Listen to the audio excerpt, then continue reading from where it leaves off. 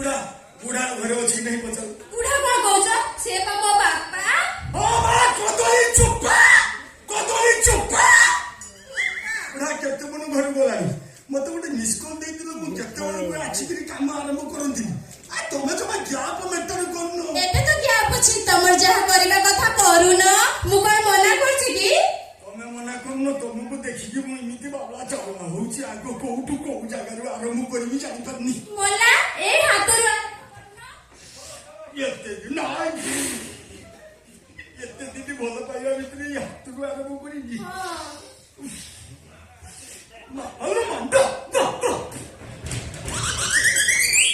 ଆମ ଝିଅ କାହିଁ ଏମିତି ହଉଛି।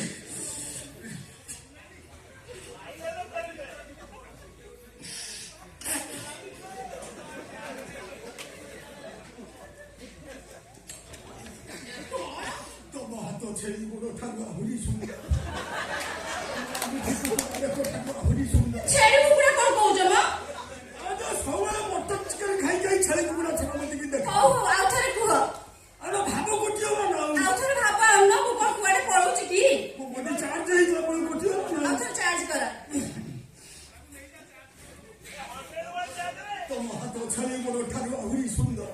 ତମ ଆଙ୍ଗୁଠି କୁକୁଡ଼ା ବେକ ଠାରୁ ଆହୁରି ସୁନ୍ଦର। এই সুন্দর হাতକୁ ধରି ମୁଁ ଚାଲି ଯାଆନ୍ତି କୋଉ ଏକ ନିର୍ଚ୍ଛଦ ଦୀପ। ତାପରେ ଯୋଉଠି ଆମ ବିନା ଆଉ କେହି ନଥିବେ। ତାପରେ ତମ ହାତକୁ ମୁଁ ଗୋଟେ କିସ୍ କରିବି। ତମ ଓଠରେ ମୁଁ ଗୋଟେ ଚୁମା ଦେବି। ନାଇଁ ନାଇଁ ମୋର କାମ ନିଜେ ହଉଛି, ତମର କିଛି ହଉଛି ନା। ସମୟ ପାଉନି। ତାପରେ ତମ ଗାଲକୁ ମୁଁ ଗୋଟେ ଚୁମା ଦେବି। ତାପରେ ମୁଁ ତମକୁ କୁଢେଇକି ଧରିବି। ତାପରେ ତମେ ମତେ କୁଢେଇକି ଧରିବ। ନାଇଁ ନାଇଁ ଏତେ ସବୁ କାମ ମୁଁ ମୋ ମନକୁ ମନ କରିପାରିବିନି। ନାଇଁ ଏମିତି ହଉଛ। କେମିତି କରିବି? ମୁଁ ପୁରା ବାପାଙ୍କୁ ପଚାରିବି। କୁଣ୍ଡା କୁଣ୍ଡି କଥା ବାପାକୁ ପଚାରିବି। ବାପା କହିବେ ନାଇଁ ତୁ କୁଢେ। ମୁଁ ଯାହା ସବୁ କାମ କରେ ମୋ ବାପାଙ୍କୁ ପଚାରେ। ଯଦି ହଁ କରିବେ ତାହେଲେ ମୁଁ ତମକୁ କୁଣ୍ଢେଇକି ଧରିବି। ବାପା କହିଲେ କୋଉ ଝିଅ କୁଢେ? ଆଚ୍ଛା ବର୍ତ୍ତମାନ ତ ବାପା କହିଲେ ପଚାରିକି ତମେ ମତେ କୁଢେଇବ। ଆଉ ଯୋଉ ସେଟା ହିଁ ପଚାରିବ। ସବୁ ପଚାରିବି। ଟିକେ ରୁହ। ବାପାକୁ ପଚାରି କୁଢେଇବ ତ? ବାପାକୁ ପଚାରି ସାର। ବାପା ଯଦି କହିବେ ନା ରେ ମୁଁ ଏଠି ଠିଆ ହେଇଛି ତୁ ତାକୁ କୁଣ୍ଢା, ବାସ୍ ମତେ ଡାକିବ କୁଣ୍ଡେଇବ ମୁଁ ଆସି। ନାଇଁ ନାଇଁ ତମେ ଏମିତି ଚାଲି ଯାଉନି, ମୋ ମନ ବହୁତ କଷ୍ଟ ହବ। ମୁଁ କରିବି କଣ? ଚାଲୁନ ଆମେ କଣ ଗୋଟେ ଖେଳିବା। ଖେଳିବା କଥା ବାପାକୁ ପଚାରିଛ ନା? ଆମ ପଡିଶା ଘର ରତନୀ ମାନି ଟୁନି ସପରା ମୁଁ ସବୁବେଳେ ଖେଳୁଛି। ତମେ ଏଠି ଖେଳ କରିବା? ହଁ ଯେ ଏଇଟା କୋଉ ଖେଳ ଖେଳିବା? ଖେଳ କେତେ ପ୍ରକାର ଅଛି। ବୁଢା ଆସିବ ବୋଧେ 3 ଘଣ୍ଟା ଛାଡିଦିନୁ। ହଁ ସେଇଆ କାମ ସକ୍ସେସ୍ କରିଦେବି ଛାଡିବୁ।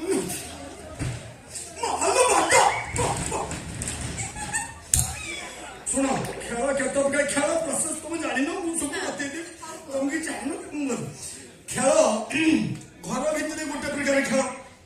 ରୋଷେଇ ଘରେ ରୋଷେଇ ହଉନି ବୁଝିଲ ନା? ଆଉ ବାଥରୁମରେ ଗାଧୁଆ ଚାଲୁ ବୁଝିଲ ନା? ଆଉ ବେଡରୁମ ଭିତରେ ବେଡ୍ ଖେଳ ସେଇଟା ଜାଣିଛ ନା? ମୁଁ ବୁଝେଇ ଦଉଛି।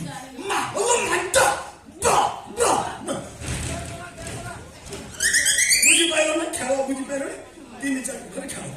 କୋଉ ଖେଳ ଖେଳିବ ତମେ କୁହ? ରୋଷେଇ ଘର ଖେଳ, ବାଥ୍ ଖେଳ, ବେଡ୍ ଖେଳ। ସେ ଖେଳ ତ ମୁଁ କେବେ ଖେଳିନି। ସେ ଖେଳ ଖେଳିବାକୁ ହେଲେ ମତେ ମୋ ବାପାଙ୍କୁ ପଚାରିବାକୁ ପଡିବ, କିନ୍ତୁ ଏଇ ଘର ଭିତରେ ଖେଳ ପାଇଁ ପଚାରିବାକୁ ପଡିବନି। ବେଡ୍ ଖେଳ ପାଇଁ ପଚାରିବାକୁ ପଡିବନି?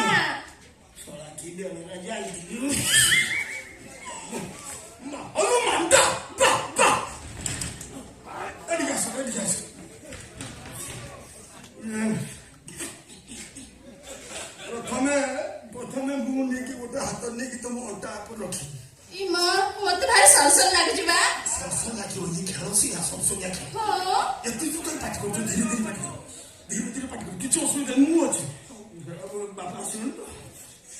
ତାପରେ ସରସର ଲାଗୁଛି ନା ମୋର କାହିଁକି ହଉଛି। ତାପରେ ତମେ ଆଣିକି ଗୋଟେ ହାତ ମୋ ଅଣ୍ଟା ରଖି ମତେ ବି ସରସର ଲାଗିବ। ତମକୁ ବି ସରସର ଲାଗିବ?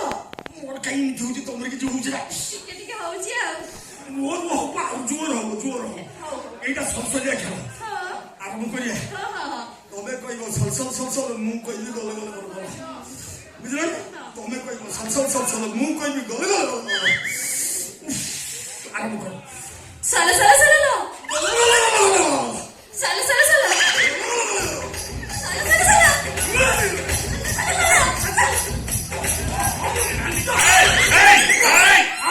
କଣ ସଳା ସଲ ସଲ ଗଲା ଗଲା କାମ ୟା ଗୋଟାଏ ଘର ପାଳ ମୁଣ୍ଡାଏ ଘର ପଡ଼ିଗଲା ହବ ଜାଣିଛ କି ଓ ହେଇଲୋ ଏଇରେ ସଳା ଗୁରୁବଦନ ଏଠି କଣ ଚାଲିଥିଲା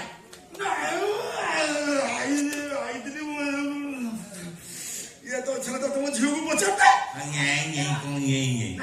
ଏଠି କଣ ଚାଲିଛି ତମେ ବା ମତେ ଖେଳିବାକୁ କହିଥିଲ ମୁଁ ତ ଖେଳୁଥିଲି ମୁଁ କଣ କହିଥିଲି ପୁଅ ପିଲା ସାଙ୍ଗରେ ଖେଳିବାକୁ ମୁଁ ଏତେ କଥା ଜାଣିନି ତମେ ମୋ ସାଙ୍ଗମାନଙ୍କ ସହ ଏଇ ଘର ଭିତରେ ଖେଳିବାକୁ କହିଥିଲ ମୁଁ ତ ମୋ ସାଙ୍ଗ ସହ ଖେଳୁଥିଲି କିଛି ଭାବେ ତୋର ବୁଦ୍ଧି କହୁଛି ନା ମୁଁ କହିଥିଲି ଝିଅ ପିଲାଙ୍କ ସାଙ୍ଗମାନଙ୍କ ସାଙ୍ଗରେ ଖେଳିବୁ ମୁଁ ଜାଣିନି ଏ କଣ ଝିଅ ପିଲା ଏଇଟା ସଳା ପୁଅ ପିଲା ଦୋକାନ ଏଇଟା ଅଛି ମୁଁ ଭଦ୍ର ପିଲା ମୁଁ ତମ ଘରକୁ ଆଇଛି ଶୁଣ ଡହରାମି କର କଣ ମୁଁ ଡହରାମି କରି ଦେଖିଛନ୍ତି ଡହରାମି ଏତେ ସାହସ ମୋ ଘରେ ଯାଇ ଏଡେ ବାଟେ କଥାବାର୍ତ୍ତା କରୁଛୁ ନା ବା ମୁଁ ପଚାରିଥିଲି ମୁଁ ନଥିଲା ବେଳେ ତୁ ଆସିବ ଝିଅ ସାଙ୍ଗରେ ପାଲା ଆରମ୍ଭ କରୁନି ପାଲା କୋଉ ପାଲା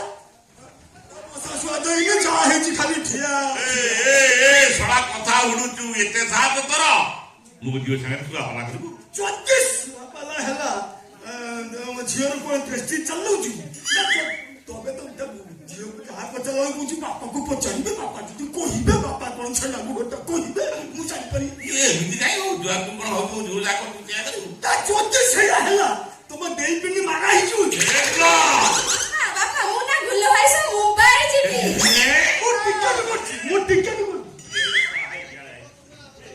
ଟିକେଟ କରୁଛୁ ଚା ପିଇବାକୁ ପଇସା ନାହିଁ ପାଖରେ ଟିକେଟ କରୁଛୁ କିନ୍ତୁ ମା ୟା ଭିତରେ ଗୁଲ ସାଙ୍ଗରେ ତୁ ମୁମ୍ବାଇ ଯିବାକୁ ପ୍ଲାନ୍ କରୁନି ପ୍ଲାନିଂ କରିବ ମୁଁ ତାକୁ ପ୍ରସ୍ତାବ ଦେଇଥିଲି ସେ କହିଲା ବାପା କହିଲେ ମୁଁ ଯିବି ମାନେ ଆଗେ ଭୁବନେଶ୍ୱର ଯିବା ତାପରେ ସବୁଠୁ ମୁମ୍ବାଇ ଯିବା ମୁଁ ଯିବି ପ୍ରସ୍ତାବ ଦବାଟା ତମ ଝିଅକୁ ଧର୍ଷଣ କରି ଆସିଲେ ସମାନେ ଅଭଦ୍ର ଭାବେ ମତେ ଗୁଲ ଡାକିବନି ଶୁଣ ସେଇ ଗୁଲ ଡାକିବ ମୋର 3-4 ଜଣ ସହିତ ବାଟାବୁଟି ହେଲାଣି ମୁଁ ଆଉ ଗୁଲ ହେଇକି ଅଛି ନା ମୁଁ ଗୁଲ ନାଇଁ ଅଧାଳିଆ ଡାକିଲା ବେଳକୁ ମତେ ଅଭଦ୍ର ଲାଗୁଛି କୁଲ ବଦନ ନା ଶଳା ଯଦି ଏତେ ଭଦ୍ରର ଛୁଆଟା ମୁଁ ନଥିଲା ଘରକୁ କାଇଁ ଆସୁଛୁ ତମ ଝିଅ କନସିଭ୍ ଅଛି ନା କିଛି ଶୁଣ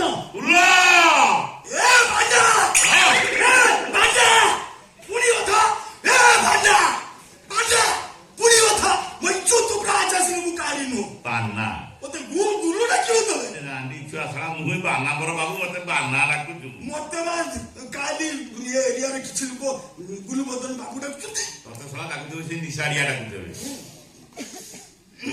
ଶୁଣ ମୁଁ ଆସିବା ଯଦି ତମେ କିଛି ଅସୁବିଧା ହଉଛି ତମେ ତ ଘରୁ ଚାଲୁଛ ତମ ଝିଅ ପୁଅନ କବାଟ ବନ୍ଦ କରିବ କେତେ ବଢିଆ ବାବା ଏଥର ସେଇଆ କରିବି ବାସ୍ ବାପା ମୋର ନା ଗୋଟେ କଥା ମୁଣ୍ଡରେ ପଶି ଯାଉଛି ଭାଗ୍ୟ ଭଲ ମୁଣ୍ଡରେ ବସିଲା ଯଦି ଆଉ କୋଉଠି ନାଇଁ ଝିଅ କଥା ଧରିତେ ଶଳା ମଝିରେ କାହିଁ ବସଛୁ କଣ ତୋ ମୁଣ୍ଡରେ ବସିଲା କଥା କଣ କି ବାପା ଆମ ଘର କାନ୍ଥକୁ ଲାଗି ତ ଆମ୍ବ ଗଛ ଅଛି ତମେ ଯିବା ପରେ ମୁଁ କବାଟ ବନ୍ଦ କରିଦେଲେ ଆମ୍ବ ଗଛରେ ଚଢି ଛାତ ଉପରେ ଗୁଲ ଭାଇ ଯଦି ଘର ଭିତରକୁ ଚାଲି ଆସନ୍ତି ଶଳା ଯେମିତି ବଳଦ ନାତ ଦେଖିଲେ ଶୁଭେ ଚେଞ୍ଜ ଶୁଭିଲା ତ ହସ ଏଡେ ସୁନ୍ଦରିଆ ତ ହଉଛୁ ହେଇଲୁ ମା ଏଇ ଯୋଉ କଥାଟି ମତେ କହିଲୁ ମାନେ ମତେ ସତର୍କ କରୁଛୁ ନା ଏହା ଚୋଳକୁ ଆସିବାକୁ ବାଟ ଦେଖଉଛୁ ଶୁଣ ମୋ ଆସିବାର ଯଦି ତମର ଅସୁବିଧା ହଉଛି ଶୁଣ ଯଦି ଆମ୍ବ ଗଛ ତମେ କାଟିବାର ବ୍ୟବସ୍ଥା କର ଆକ୍ଚୁଆଲି ଯଦି ଯୋଉ କଥା କହିଲା ମୋ ଯୋଜନା ସକ୍ସେସ ହବ ଆଜି ମୁଁ ତମକୁ ଗ୍ୟାରେଣ୍ଟି ଦଉଛି ମୁଁ ଫୁଲ ଗ୍ୟାରେଣ୍ଟି ତମକୁ ଯଦି ଆମ୍ବ ଗଛ କାଟିବାର ବ୍ୟବସ୍ଥା କର ସିନ୍ଧି ଗାତ କରିକି ତମ ଘର ଭିତରେ ମୁଁ ବସିବି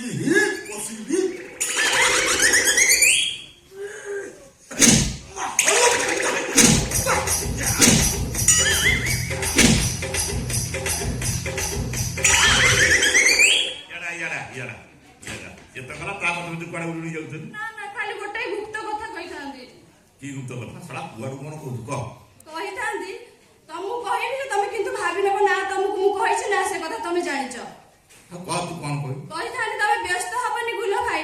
ଆମ୍ବ ଗଛ କଟା ହଉ କି କବାଟ ବନ୍ଧ ହଉ, ରାତି 2ରେ ତମେ ଆସି କବାଟ ଠକ୍ ଠକ୍ କରିବ, ବାପା ତ ଶୋଇଥିବେ, ଆମେ ଶୋଇବା ଘର ଖେଳ ଖେଳିବା। ଏଇ କାମଟା ମୁଁ ବାପାଙ୍କୁ ନ ପଚାରି କରିବି।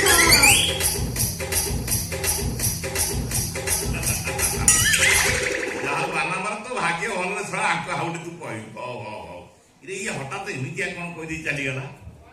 ତାମାନେ ଆଙ୍କର ଆଗରୁ ଏମିତି ଚାଲିଛି ନା ଆଗକୁ ଚାଲିବ ବୋଲି ମତେ ସତର୍କ କରିକିରି ଯାଉଛି? ୟାଙ୍କ କଥା ସବୁ ଶୁଣି ସାରିଲା ପରେ